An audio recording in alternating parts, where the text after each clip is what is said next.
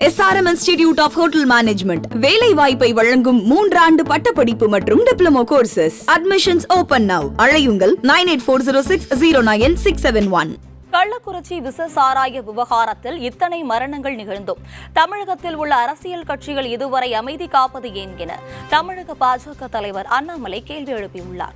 கோவையில் செய்தியாளர்களை சந்தித்த அவர், திமுக அரசு தமிழகம் முழுவதும் பலவிதமான போதை வஸ்துக்களை விற்பனை செய்து இளைய சமுதாயத்தை சீரழித்து வருவதாக குற்றம் சாட்டினார். இந்த விவகாரம் தொடர்பாக தமிழக ஆளுநருக்கு அலைபேசியில் அழைத்து புகார் செய்துள்ளதாக குறிப்பிட்டார். பாஜகவினர் அமைதியான முறையில் ஆர்ப்பாட்டம் நடத்த காவல்துறையில் அனுமதி கேட்டும் நிராகரிக்கப்பட்டுள்ளதாக கூறிய அவர், தங்கள் கருத்து சுதந்திரம் பறிக்கப்பட்டிருப்பதாக சாடினார். இது தொடர்பாக நாளை பாஜக குழு தமிழக ஆளுநரை நேரில் சந்திக்க உள்ளதாக அவர் தெரிவித்தார்.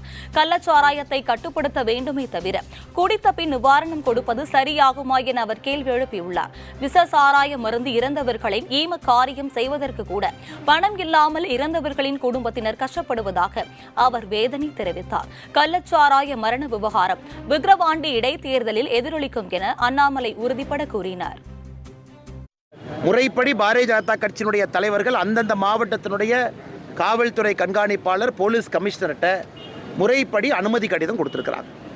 இதற்கு முன்பு உங்களுக்கு தெரியும், உச்சநீதிமன்றம் உயர்நீதிமன்றத்தினுடைய ஆணைப்படி அங்கே இருக்கக்கூடிய காவல்துறை அதிகாரிகள் இங்கே மட்டும்தான் நீங்கள் ஆர்ப்பாட்டம் பண்ணணும், இந்த நேரத்துக்கு தான் ஆர்ப்பாட்டம் பண்ணணும்னு சொல்லுவாங்க. அதையும் ஏற்றுக்கொண்டு கடிதம் கொடுத்திருந்தாங்க. கோயம்புத்தூரில் எந்த இடம் வேணாலும் சொல்லுங்கள், எந்த நேரம் வேணாலும் சொல்லுங்கள், நம்முடைய தொண்டர்கள் தலைவர்கள் ஆர்ப்பாட்டத்திற்கு வருவார்கள்.